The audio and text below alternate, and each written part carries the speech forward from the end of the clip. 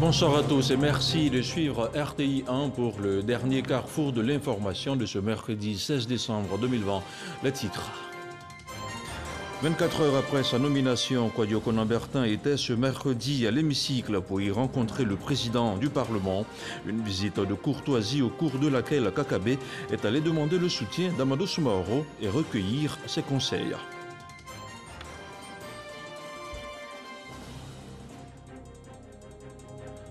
On reste au Parlement où un film documentaire a été projeté aujourd'hui. Il s'agit d'un cinoche qui retrace le parcours de la grande chancelière de l'Ordre national, Henriette Dagri Diabaté, immortalisée et célébrée par les réalisateurs Idriss Diabaté et Philippe Calderón.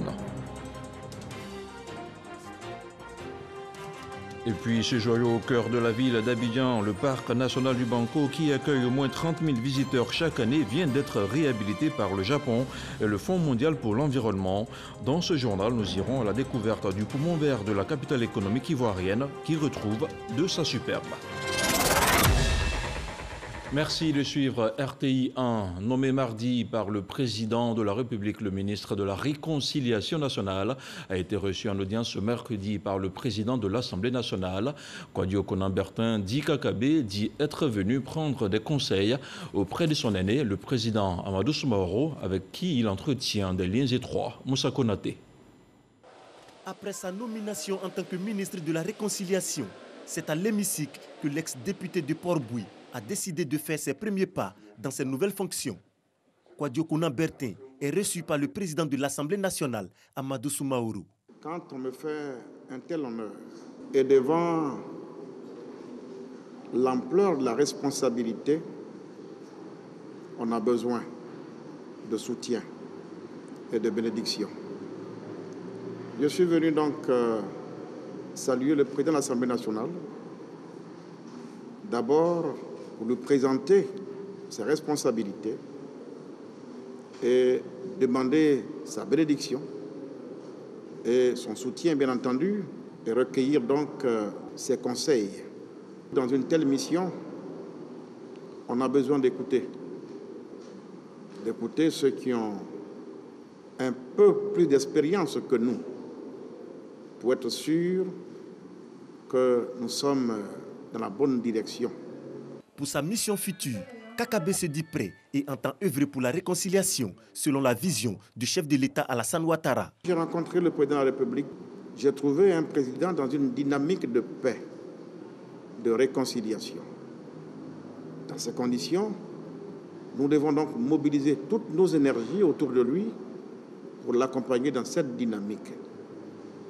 Ça veut donc dire que nous devons accepter de quitter résolument la belligérance pour nous installer définitivement dans la paix par le dialogue qui aboutit à la réconciliation. Le département ministériel de Kakabe aura pour mission essentielle le renforcement de la cohésion sociale en Côte d'Ivoire. Et cette ambiance particulière à l'Assemblée nationale qui s'est transformée le temps d'une projection filmique en salle de cinéma. Un film qui retrace le parcours de la grande chancelière de l'Ordre national. Henriette Dagri Diabaté a été présenté aux parlementaires ce matin. Un film hommage à cette grande figure du pays, mais surtout pour ressasser les souvenirs perdus dans le ventre du temps. Le compte-rendu d'Hamza Diaby. Salle sombre, public attentif, les yeux rivés sur un grand écran où défilent des images, l'hémicycle ivoirien est transformé ce mercredi matin en salle de cinéma.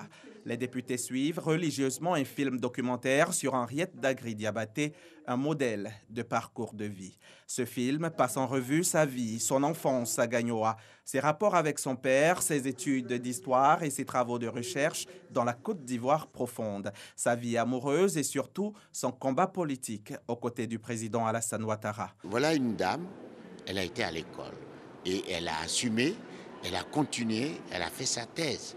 Elle a intervenu au Collège de France.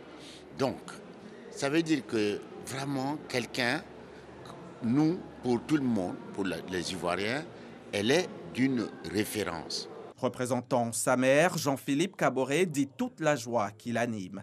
Le vice-président de l'Assemblée nationale, président de cette session extraordinaire, en est tout aussi heureux. Quand vous avez quelqu'un dans votre famille qui porte si haut les valeurs que l'on partage un peu tous, d'abord en Côte d'Ivoire et un peu, on va dire, de façon universelle. Donc c'est un sentiment vraiment de fierté. Vraiment, c'est un honneur pour tous les députés d'avoir vu ce film-là ce matin. Encore une fois, beaucoup d'émotions. Née en 1935 à Bingerville, Henriette Dagri-Diabaté a occupé les postes de ministre de la Culture en 1990 et de ministre de la Justice en 2004. À travers ce film, cette femme d'exception est ainsi célébrée. Un hommage retentissant qui lui est rendu pour lui dire combien la Côte d'Ivoire lui est reconnaissante pour sa grandeur, pour son combat et pour toutes ces valeurs qu'elle incarne aujourd'hui. Je vous le disais en ouverture de ce journal, il accueille chaque année entre 20 000 et 30 000 visiteurs. Le poumon vert de la capitale économique ivoirienne vient d'être réhabilité. Un relooking qui aura coûté 5 milliards 700 millions de francs CFA au Japon et au Fonds mondial pour l'environnement. Le ministre de l'Environnement et du Développement a visité le site. Une visite suivie par Graskando.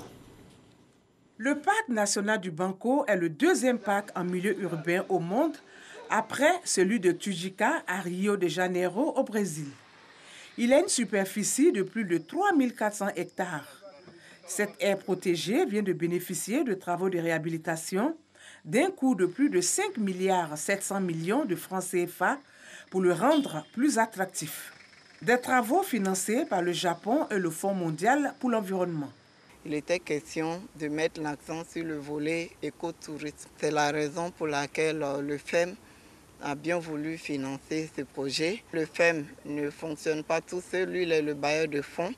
Il a ce qu'on appelle ses agences d'exécution et c'est avec le programme des Nations Unies pour l'environnement que ce projet est conçu. Nous sommes fiers de cet exemple que le gouvernement ivoirien donne en face du monde, mais aussi à la communauté internationale et au niveau de la sous-région. Nous sommes en pleine ville d'Abidjan, une grande ville, et vous ne pouvez pas imaginer qu'à cet endroit, il y a des coins qui n'ont jamais été touchés depuis l'Antiquité. Donc des forêts vierges dans une ville, c'est vraiment un élément exceptionnel à saluer.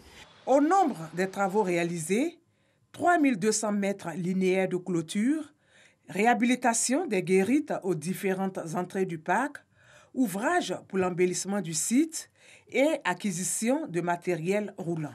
Pour apprécier l'ensemble des travaux réalisés, le ministre de l'Environnement et du Développement durable a effectué une visite guidée des lieux. Je voudrais remercier nos partenaires, le gouvernement du Japon, le Fonds pour l'environnement mondial et tous ces financements qui nous permettent aujourd'hui de réhabiliter, de rénover et de sécuriser nos parcs. Je voudrais dire aux Ivoiriens que nos parcs sont des lieux d'attraction, sont des lieux touristiques, parce que le faisant, nous faisons la promotion de l'écotourisme. Donc les Ivoiriens doivent visiter ces parcs-là pour s'assurer que nous avons des joyaux, nous avons des trésors touristiques que nous devons exploiter, nous devons profiter de tout cela. Le parc national du Banco, principal réservoir hydraulique de la ville d'Abidjan, 110 000 tonnes de particules de poussière captées par an, 70 000 tonnes d'oxygène rejetées annuellement. Il alimente 29 forages à partir de sa nappe phréatique, soit 40% du volume d'eau distribué. Le ministère de la Promotion de la Riziculture et l'Organisation des Nations Unies pour l'Alimentation et l'Agriculture, la FAO, viennent de signer un partenariat. Gaoussou Touré et Sami Khadji ont noué un accord de renforcement, dit de capacité et de partage d'expérience pour le développement des chaînes de valeur du riz. L'accord permettra à la République de Corée de mettre en œuvre au profit de la Côte d'Ivoire, sur une période de 36 mois, un projet d'assistance à la production du riz. Le reportage de Jean-Luc Mangbo. Un autre partenariat et un nouveau projet pour la promotion de la riziculture en Côte d'Ivoire.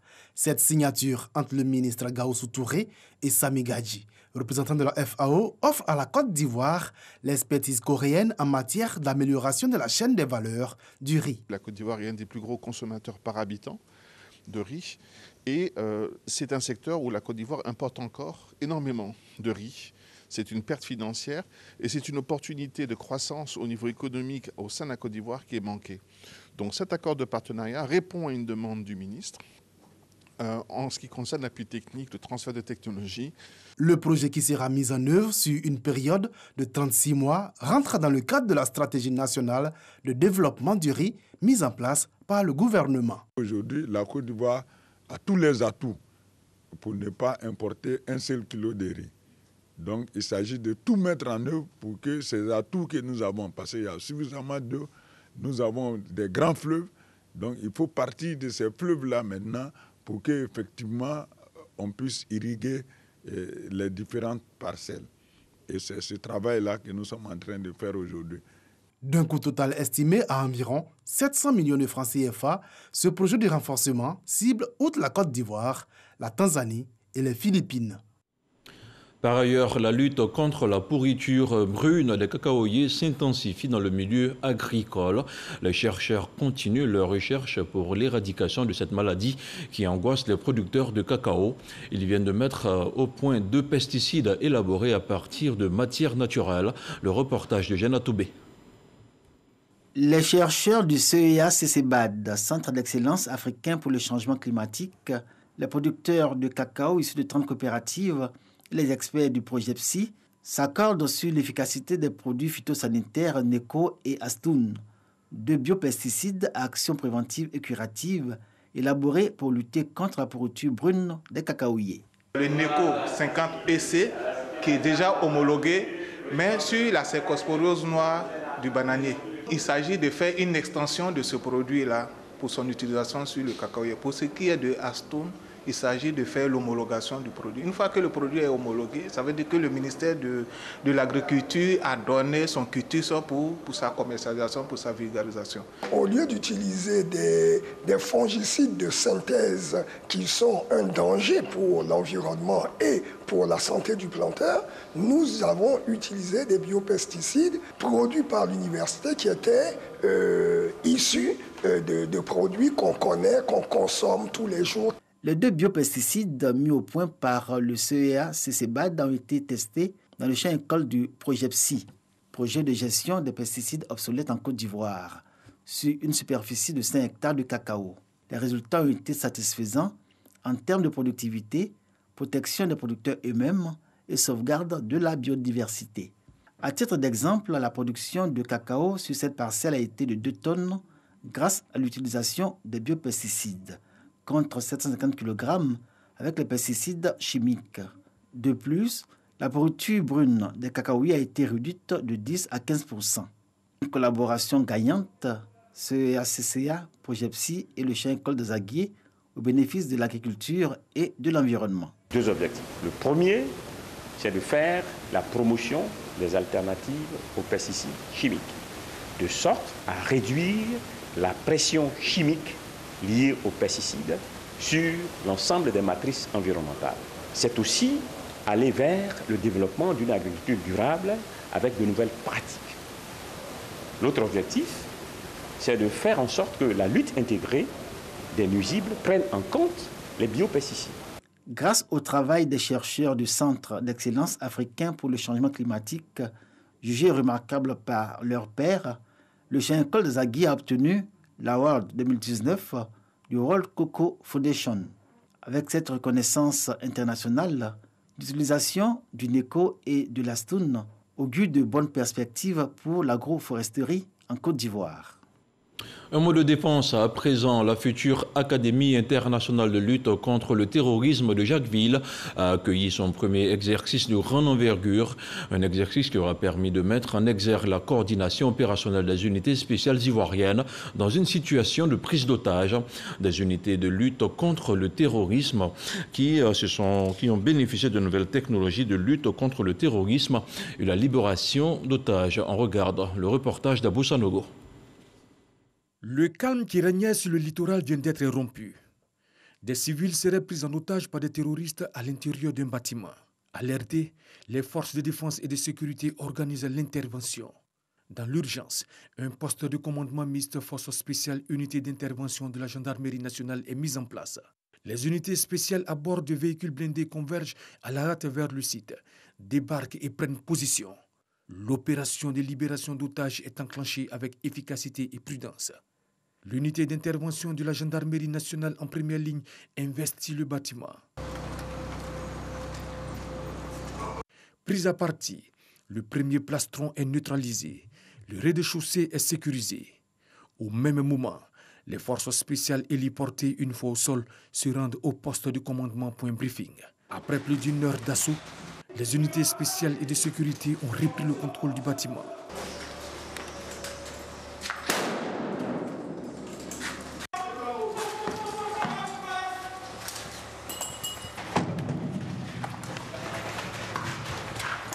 À ce stade, 5 terroristes ont été tués.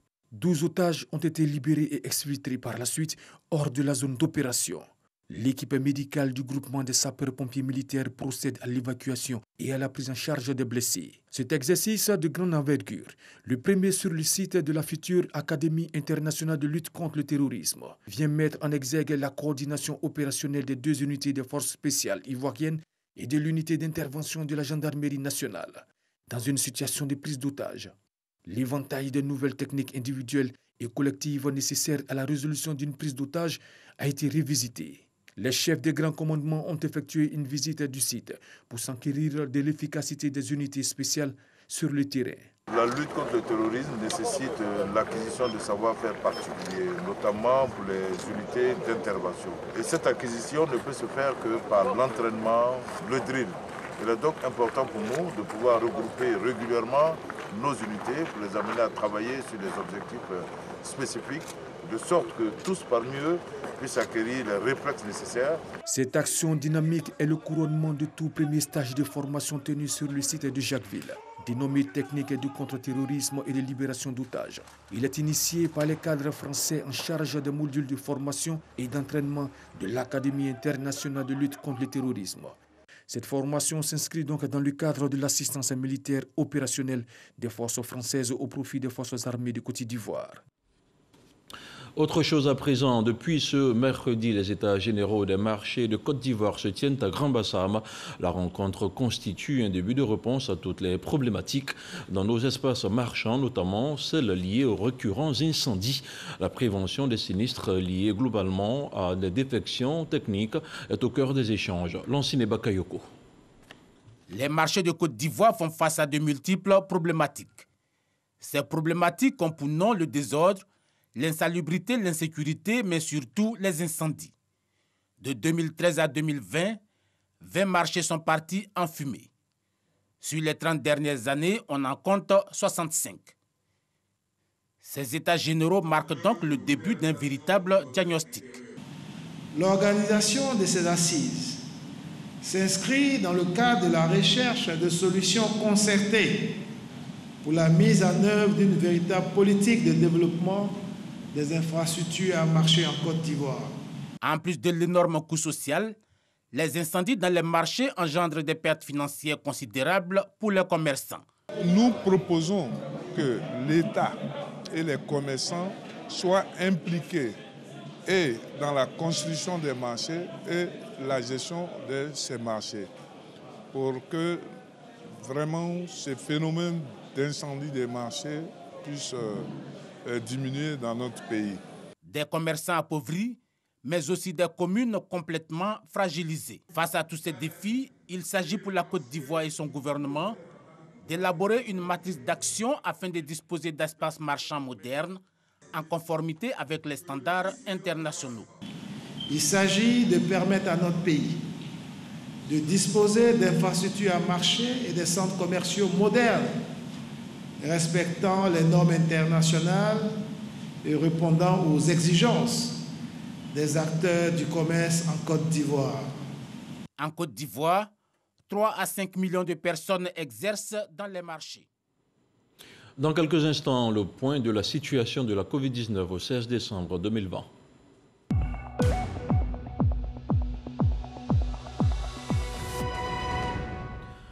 Le ministère de la Santé et de l'Hygiène publique a enregistré ce jour, mercredi 16 décembre 2020, 24 nouveaux cas de Covid-19 sur 1391 échantillons prélevés, soit 1,7% de cas positifs, 29 guéris et 0 décès. À la date du 16 décembre, la Côte d'Ivoire compte donc 21 741 cas confirmés, dont 21 364 personnes guéries, 133 décès et 244 cas actifs. Le nombre total d'échantillons est de 237 469. Offrir de l'eau potable à toute la population sur le territoire national, c'est l'une des priorités du gouvernement ivoirien. Et pour y parvenir, le ministre de l'Hydraulique met les bouchées doubles. À l'initiative de la Direction des ressources humaines du dit ministère, les acteurs du secteur de l'eau renforcent leurs capacités managériales et techniques afin de répondre aux exigences d'évolution technologique. Objectif, accroître les compétences des ressources humaines. Jean Toubé, Jean-Marc Djadji. Venus des 31 régions et du district autonome d'Abidjan, les acteurs du secteur de l'hydraulique renforcent leurs capacités managériales et techniques au centre des métiers de l'eau de Yopougon. Le ministère de l'Hydraulique entend assurer la couverture du territoire à 95% en eau potable avec la réalisation de plus de 4000 forages d'ici 2025. Des défis qui nécessitent des ressources humaines compétentes. La formation est l'essence de tout succès. Ce séminaire qui devrait contribuer à poser les bases futures de nos succès. En effet, la conception et la réalisation de ce séminaire est la manifestation, Monsieur le ministre, de la synergie que vous avez su instaurer entre les différents acteurs du secteur de l'hydraulique. Selon les statistiques du ministère de l'Hydraulique, 30% d'ingénieurs spécialisés pour 70% de personnel d'appui. Pour Laurent Tchagba, il faut accroître les performances et assurer la relève. Dans 3 ans, il y a un certain nombre de cadres qui vont aller à la retraite et le déficit va se creuser. Donc nous anticipons pour que rapidement on puisse mettre un système en place pour former des ingénieurs, des techniciens supérieurs et des agents pour qu'ils remplacent ceux qui vont aller à la retraite dans 3 ans. Pour la réussite et la facilitation de leurs tâches sur le territoire, les directeurs régionaux ont reçu des outils technologiques composés de tablettes et d'accessoires. Cette rencontre, qui s'étend sur 3 jours, a été financée par le Fonds de développement de la formation professionnelle. Et bientôt, les usagers de la Sotra, la Société des transports abidjanais, sauront exactement à quel moment prendre le bus. L'entreprise vient de signer un partenariat avec Zenbus, une entreprise française. Le mariage qui permet à Zenbus de mettre en œuvre une application digitale qui permettra aux abonnés de la Sotra de connaître l'heure du passage de bus. Le reportage de Cheikh Aboubakar connaît. Cette signature marque le début d'une nouvelle ère dans la gestion du système d'exploitation de la Société des transports abidjanais, Sotra. Mais pas que.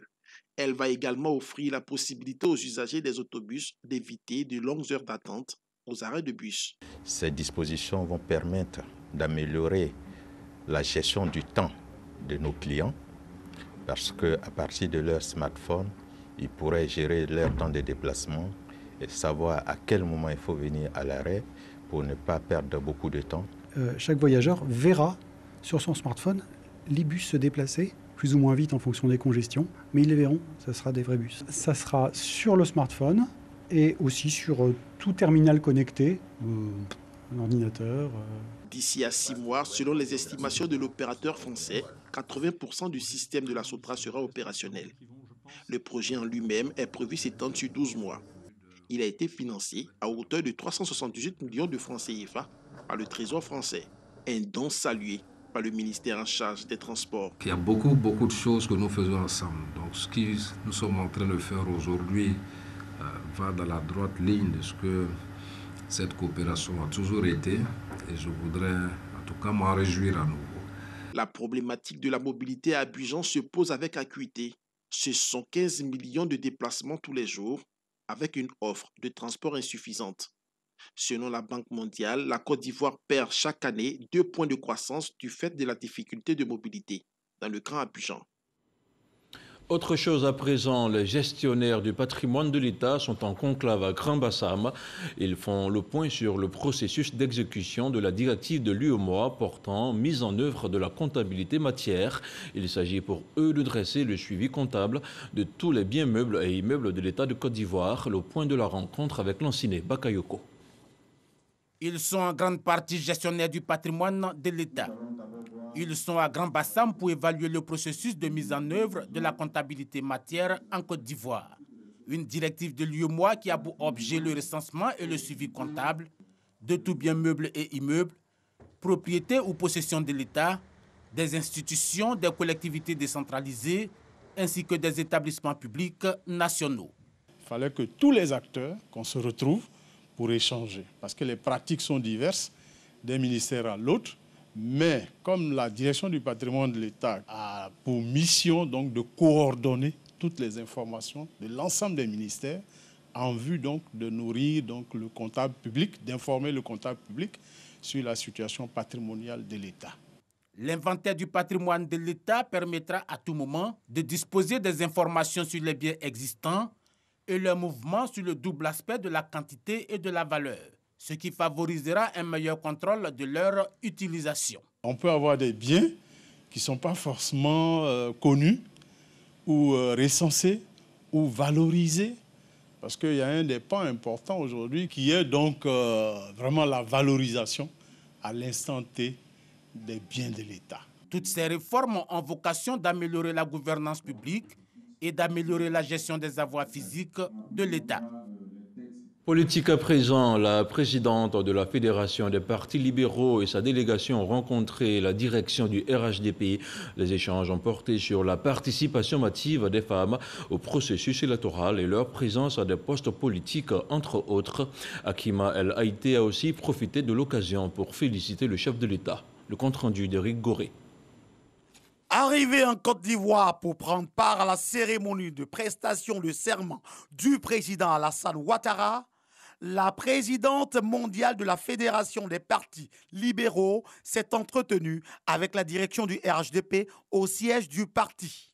Hakima El Haï a non seulement félicité le RHDP pour sa victoire à l'élection du 31 octobre dernier, mais elle a également plaidé pour que la gente féminine soit de plus en plus représentée à des postes politiques. Derrière la grande victoire qu'a réalisée Monsieur le Président, eh bien, il y a une grande équipe qui est ici présente et qui a, de par son organisation, de par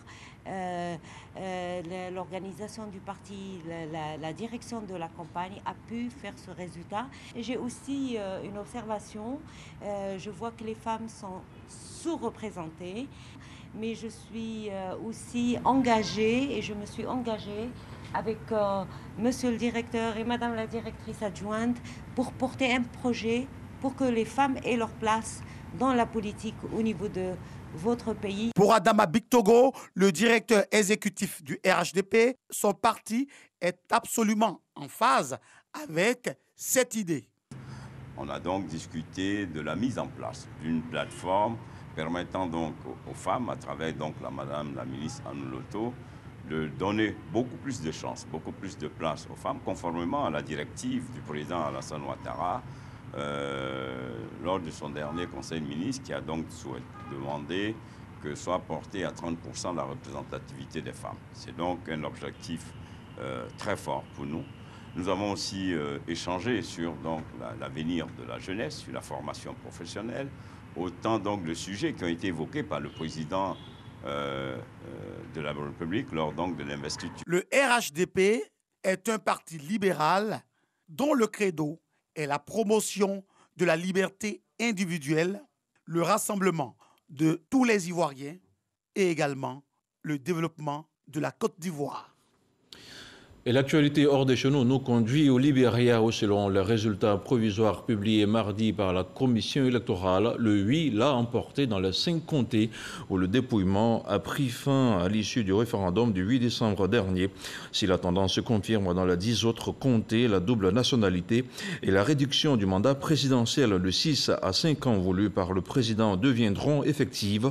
Mais George Weah pourrait subir un revers au Sénat. En effet, sur les 7 comtés entièrement dépouillé, l'opposition en remporte 4 contre 2 pour la formation de l'ex-star du ballon rond et 1 pour un candidat indépendant selon l'autorité électorale. Ainsi se referme cette édition préparée par l'ensemble de la rédaction de RTI 1. Agréable soirée à tous sur notre chaîne et bonne suite de programme. Bonsoir.